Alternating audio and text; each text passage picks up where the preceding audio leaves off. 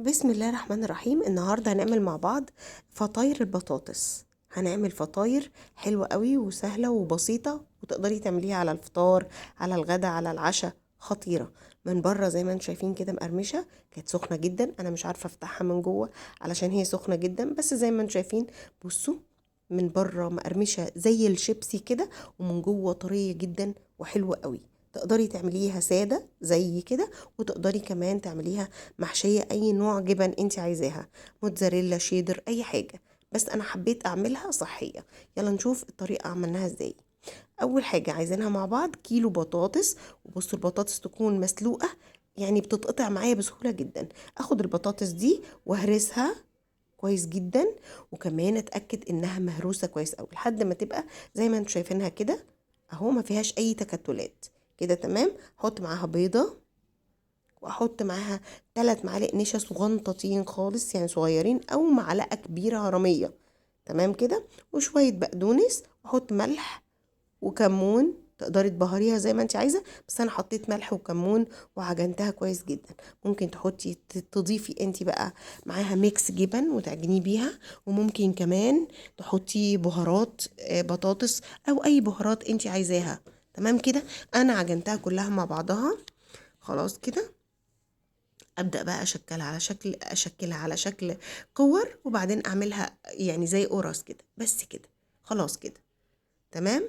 اروح بقى على النار،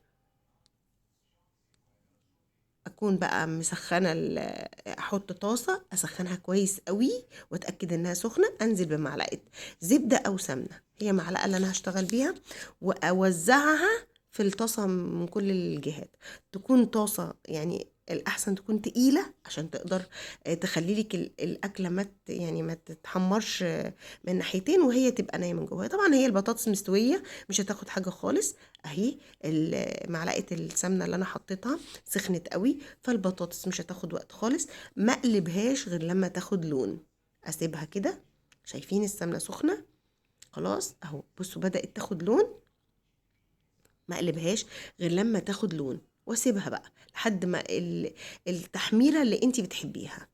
طبعا هتبقى مقرمشه من بره ومن جوه طريه، خطيره بجد. يعني بجد طريقه سهله، وعلى بال ما تعملي كوبايه شاي بلبن هتكوني عملتيها لو على الفطار. سهله قوي، ما خدتش منك وقت خالص.